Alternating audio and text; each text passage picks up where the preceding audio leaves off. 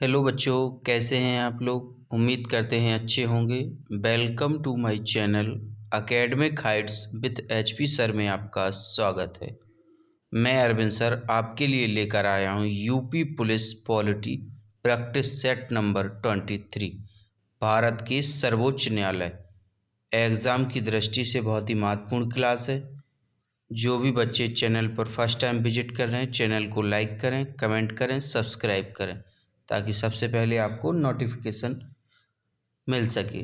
चलते हैं नए सेशन की ओर। क्वेश्चन नंबर फर्स्ट, सर्वोच्च न्यायालय के अन्य न्यायाधीशों की नियुक्ति कौन करता है। इम्पोर्टेंट क्वेश्चन है। ऑप्शंस ए कहता है राष्ट्रपति, ऑप्शंस बी कहता है मुख्य न्यायाधीश, ऑप्शन सी कहता है प्रधानमंत्री, ऑप्शन डी कहता है मंत्रिपरिषद। सर्वोच्च न्यायालय के अन्य न्यायाधीशों की नियुक्ति कौन करता है। इसका सही आंसर है ऑप्शंस ए, राष्ट्रपति करता है। चलते हैं नेक्स्ट क्वेश्चन की ओर। क्वेश्चन नंबर सेकंड, भारत के कार्यवाहक मुख्य न्यायाधीशों की नियुक्ति कौन करता है। ऑप्शंस ए कहता है राष्ट्रपति की पूर्व स्वीकृति से भारत का मुख्य न्यायाधीश, ऑप्शंस बी कहता है राष्ट्रपति, ऑप्शन सी कहता है भारत के मुख्य न्यायाधीशों के परामर्श से राष्ट्रपति, ऑप्शन डी कहता है भारत का मुख्य न्यायाधीश। क्वेश्चन नंबर 2 है, इम्पोर्टेंट क्वेश्चन है, कई बार एग्जाम में पूछा गया है। वर्दी का जुनून है बच्चों, इस बार यूपी पुलिस टारगेट है। उम्मीद करते हैं कि आप लोगों की तैयारी अच्छी चल रही होगी। इसका सही आंसर होगा ऑप्शन बी, राष्ट्रपति। मुख्य न्यायाधीशों की नियुक्ति राष्ट्रपति करता है। चलते हैं नेक्स्ट क्वेश्चन की ओर। क्वेश्चन नंबर थर्ड, राष्ट्रपति सर्वोच्च न्यायालय के अन्य न्यायाधीशों की नियुक्ति में किससे परामर्श करते हैं। इम्पोर्टेंट क्वेश्चन है। ऑप्शंस ए कहता है भारत के महान्यायवादी से, ऑप्शंस बी कहता है भारत के विधि मंत्री से, ऑप्शन सी कहता है सर्वोच्च न्यायालय के मुख्य न्यायाधीश से, ऑप्शन डी कहता है उच्च न्यायालय के मुख्य न्यायाधीश से। इम्पोर्टेंट क्वेश्चन है, इसका सही आंसर है ऑप्शन सी, सर्वोच्च न्यायालय के मुख्य न्यायाधीश से। चलते हैं नेक्स्ट क्वेश्चन की ओर। क्वेश्चन नंबर 4,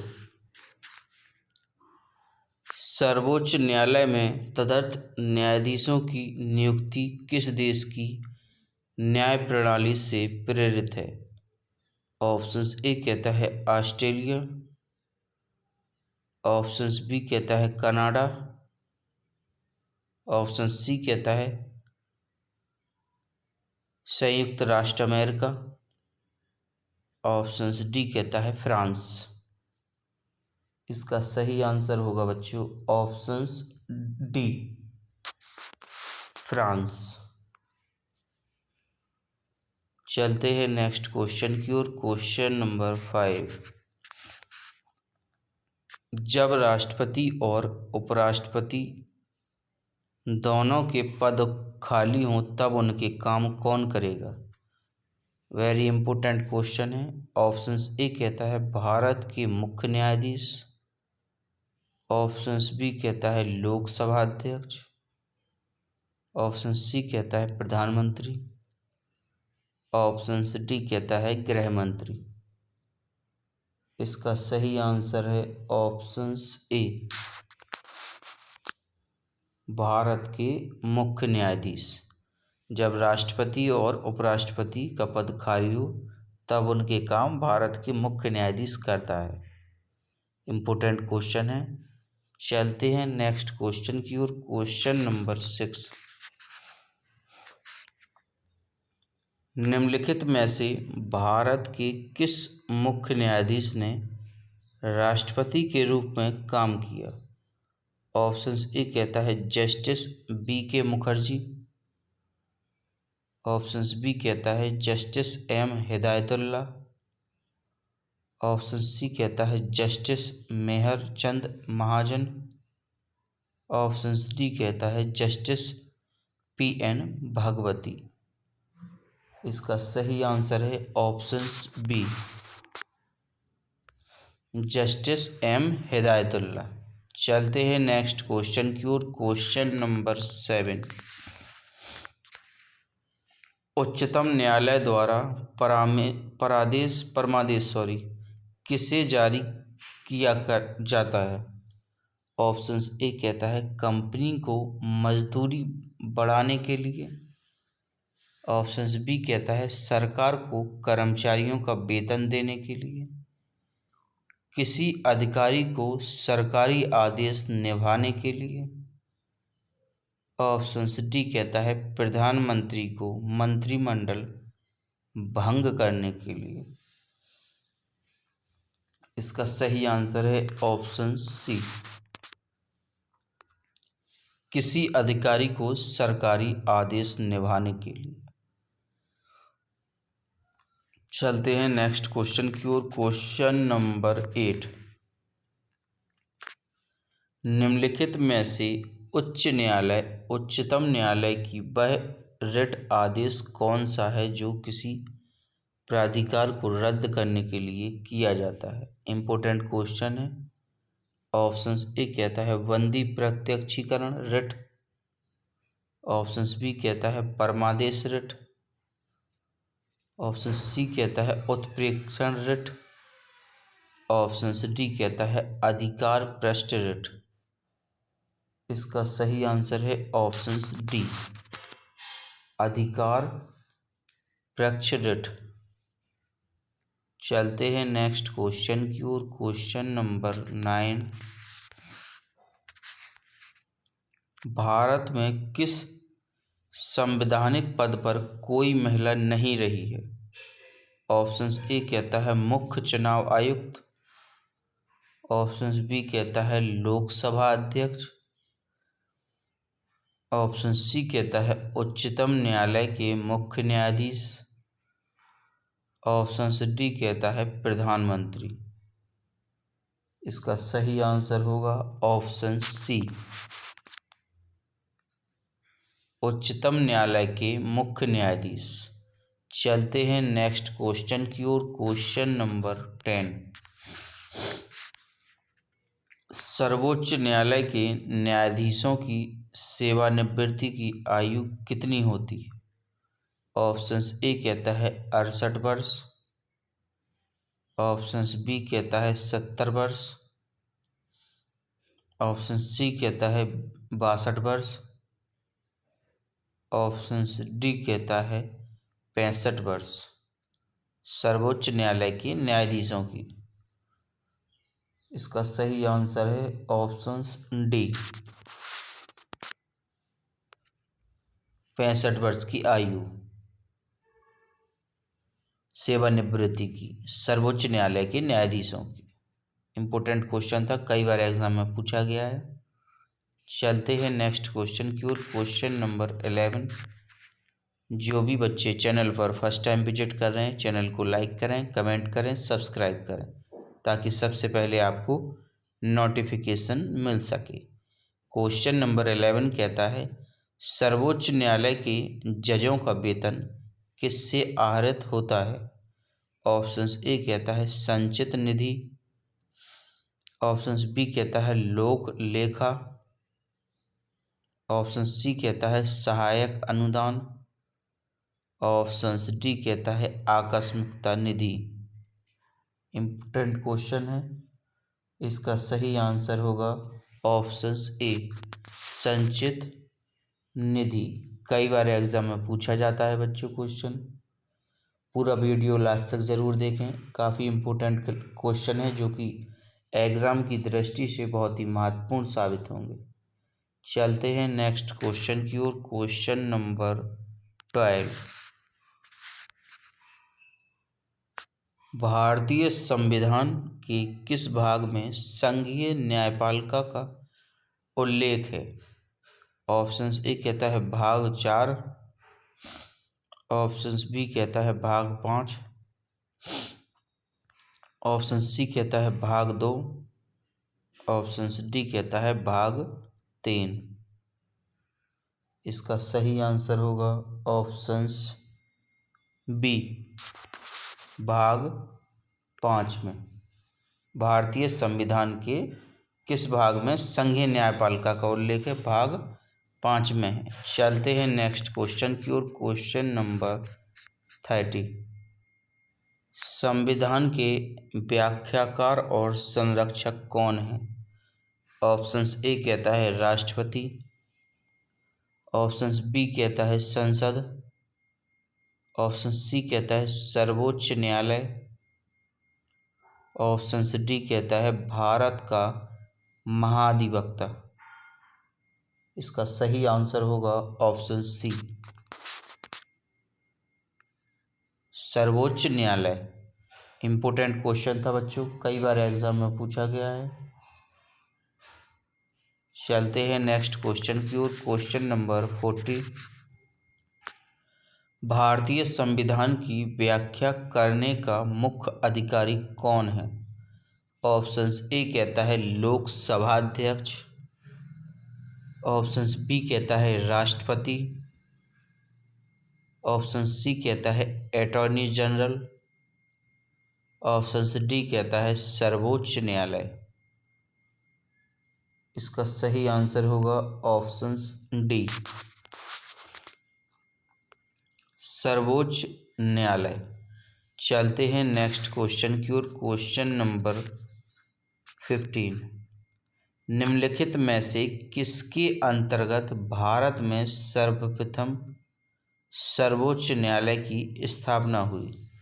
ऑप्शंस ए कहता है रेगुलेटिंग अधिनियम 1773, ऑप्शंस बी कहता है चार्टर अधिनियम 1853, ऑप्शन सी कहता है भारत सरकार अधिनियम 1935, ऑप्शन डी कहता है भारतीय संविधान 1950।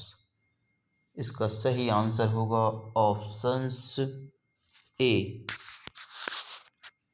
रेगुलेटिंग अधिनियम 1773। चलते हैं नेक्स्ट क्वेश्चन की ओर। Question number 16। राष्ट्रपति कानूनी मामलों में किससे परामर्श ले सकता है? ऑप्शंस ए कहता है उच्च न्यायालय, ऑप्शंस बी कहता है सर्वोच्च न्यायालय, ऑप्शन सी कहता है न्याय मंत्री, ऑप्शन डी कहता है महान्यायवादी। इसका सही आंसर होगा ऑप्शंस बी, सर्वोच्च न्यायालय। राष्ट्रपति कानूनी मामलों में किससे परामर्श लेगा? सर्वोच्च न्यायालय से लेगा। कई बार एग्जाम में पूछा जाता है बच्चों। क्वेश्चनों को पढ़ें, समझें, तभी आंसर दें। कुछ बच्चे जल्दबाजी में आंसर गलत दे देते हैं। चलते हैं नेक्स्ट क्वेश्चन की ओर। Question number 17। न्यायिक पुनर्विलोकन का अधिकार किसे है? ऑप्शंस ए कहता है लोकसभा, ऑप्शंस बी कहता है उच्च न्यायालय, ऑप्शन सी कहता है उच्चतम न्यायालय, ऑप्शन डी कहता है राष्ट्रपति। इसका सही आंसर होगा ऑप्शन सी, उच्चतम न्यायालय। चलते हैं नेक्स्ट क्वेश्चन की ओर। Question number 18। उच्चतम न्यायालय न्यायालयों के न्यायिक पुनरीक्षण कार्य का क्या अर्थ है? इम्पोर्टेंट क्वेश्चन है। ऑप्शंस ए कहता है संविधान का आवधिक पुनरीक्षण, ऑप्शंस बी कहता है स्वयं अपने निर्णय का पुनरीक्षण, ऑप्शन सी कहता है देश में न्यायपालिका के काम काज का पुनरीक्षण, ऑप्शन डी कहता है कानूनों की संवैधानिक वैधता का पुनरीक्षण। इसका सही आंसर होगा ऑप्शन डी, कानूनों की संवैधानिक वैधता का पुनरीक्षण।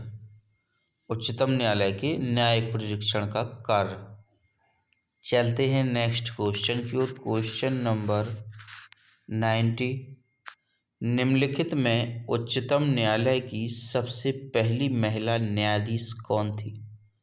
ऑप्शंस ए कहता है फातिमा बीबी, ऑप्शंस बी कहता है इंदिरा जयसिंह, ऑप्शन सी कहता है सुनंदा भंडारे, ऑप्शन डी कहता है लीला सेठ। इसका सही आंसर होगा ऑप्शंस ए फातिमा बीबी।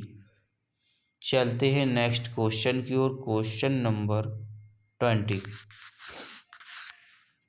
संविधान की व्याख्या करने का अंतिम अधिकार किसे प्राप्त है? इम्पोर्टेंट क्वेश्चन है। ऑप्शंस ए कहता है attorney general of India, options b कहता है सर्वोच्च न्यायालय, ऑप्शन सी कहता है लोकसभा अध्यक्ष, ऑप्शन डी कहता है राष्ट्रपति। इसका सही आंसर होगा ऑप्शन बी सर्वोच्च न्यायालय। संविधान की व्याख्या करने का अंतिम अधिकार सर्वोच्च न्यायालय के पास है।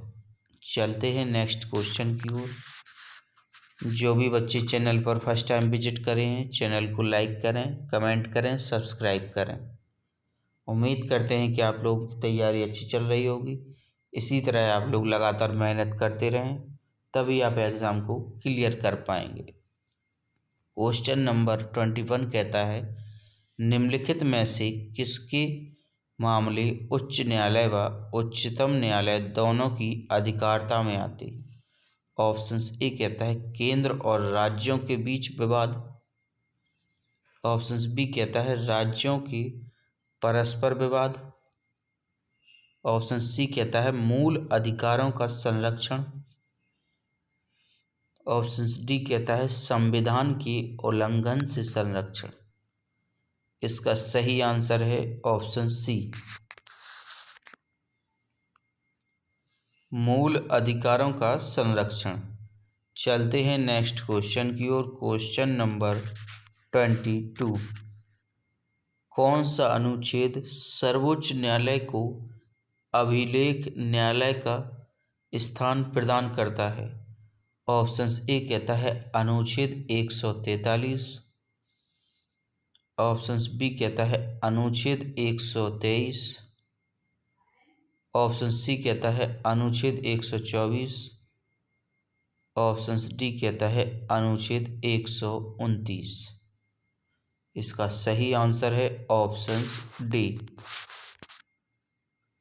अनुच्छेद 123। चलते हैं नेक्स्ट क्वेश्चन की ओर। Question number 23।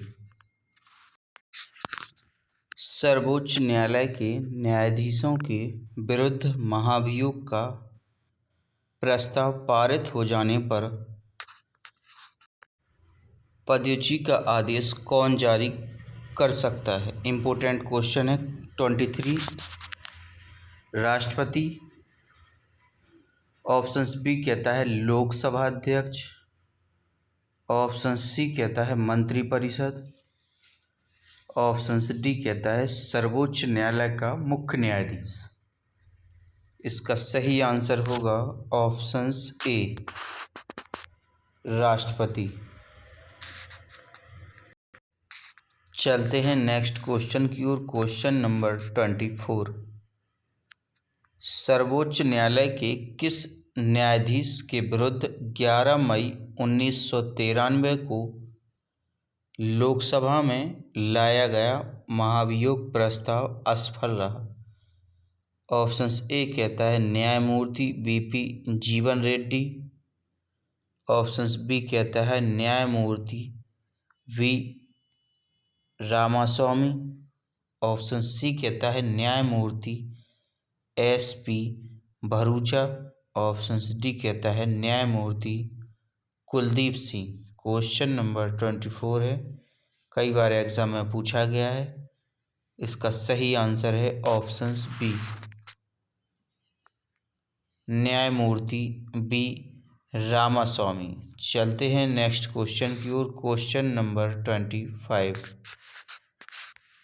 उच्चतम न्यायालय के न्यायाधीशों की संख्या में वृद्धि करने की शक्ति किसके पास है? ऑप्शंस ए कहता है प्रधानमंत्री, ऑप्शंस बी कहता है राष्ट्रपति, ऑप्शन सी कहता है संसद, ऑप्शन डी कहता है विधि मंत्रालय। क्वेश्चन नंबर 25 है, इम्पोर्टेंट क्वेश्चन है, कई बार एग्जाम में पूछा गया है। पूरा वीडियो लास्ट तक ज़रूर देखें। इसका सही आंसर है ऑप्शन सी संसद। चलते हैं नेक्स्ट क्वेश्चन की ओर। Question number 26। सर्वोच्च न्यायालय के मुख्य न्यायाधीशों की नियुक्ति कौन करता है? ऑप्शंस ए कहता है राष्ट्रपति, ऑप्शंस बी कहता है लोकसभा का अध्यक्ष, ऑप्शन सी कहता है राज्यसभा का सभापति, ऑप्शंस डी कहता है प्रधानमंत्री। इसका सही आंसर होगा ऑप्शंस ए। सर्वोच्च न्यायालय के मुख्य न्यायाधीशों की नियुक्ति राष्ट्रपति करता है। कई बार एग्जाम में पूछा गया क्वेश्चन है बच्चों। चलते हैं नेक्स्ट क्वेश्चन की ओर। Question number 27। एग्जाम की दृष्टि से बहुत ही महत्वपूर्ण क्लास चल रही है। क्वेश्चन नंबर 27 कहता है वर्ष 1973 में सर्वोच्च न्यायालय के किस मुख्य न्यायाधीश की नियुक्ति के समय प्रथागत वरिष्ठता के सिद्धांत को पहली बार त्यागा? ऑप्शंस ए कहता है एस सीकरी, ऑप्शंस बी कहता है एन रे, ऑप्शन सी कहता है एच बेग, ऑप्शंस डी कहता है पीएन भगवती। इसका सही आंसर होगा ऑप्शंस बी एन रे। चलते हैं नेक्स्ट क्वेश्चन की ओर। Question number 28। किस बाद में सर्वोच्च न्यायालय ने कहा था कि संसद को मूल अधिकारों में संशोधन करने की शक्ति प्राप्त है, पर वह संविधान के मूल ढांचे में संशोधित नहीं कर सकती? इम्पोर्टेंट क्वेश्चन है 28। ऑप्शंस ए कहता है केशवानंद भारतीवाद, ऑप्शंस बी कहता है गोलकनाथवाद, ऑप्शन सी कहता है गोपालनवाद, ऑप्शन डी कहता है मिनर्वावाद। क्वेश्चन नंबर 28 है, कई बार एग्जाम में पूछा गया है। उम्मीद करते हैं कि आप लोगों की तैयारी अच्छी चल रही होगी। इसी तरह आप लोग लगातार मेहनत करते रहें, तभी आप एग्ज़ाम को क्लियर कर पाएंगे। पूरा वीडियो लास्ट तक ज़रूर देखें। इसका सही आंसर होगा 28 का ऑप्शंस ए केशवानंद भारतीवाद। चलते हैं नेक्स्ट क्वेश्चन की ओर। Question number 29। सर्वोच्च न्यायालय किस संस्था का निरीक्षण कर सकता है? इम्पोर्टेंट क्वेश्चन है, कई बार एग्जाम में पूछा गया है। ऑप्शंस ए कहता है निर्वाचन आयोग, ऑप्शंस बी कहता है केंद्रीय मंत्रिमंडल, ऑप्शन सी कहता है संसद, ऑप्शंस डी कहता है अधीनस्थ न्यायालय। इसका सही आंसर है ऑप्शंस डी अधीनस्थ न्यायालय। चलते हैं नेक्स्ट क्वेश्चन की ओर। Question number 30। सर्वोच्च न्यायालय कौन सा प्रलेख जारी नहीं कर सकता है? ऑप्शंस ए कहता है निषेधाज्ञा, ऑप्शंस बी कहता है प्रतिषेध, ऑप्शन सी कहता है परमादेश, ऑप्शन डी कहता है बंदी प्रत्यक्षीकरण। इसका सही आंसर क्या होगा? क्वेश्चन नंबर 30 का इम्पोर्टेंट क्वेश्चन है, कई बार एग्जाम में पूछा गया है। इसका सही आंसर है ऑप्शन डी, वंदी प्रत्यक्षीकरण। सर्वोच्च न्यायालय कौन सा प्रलेख जारी नहीं कर सकता है?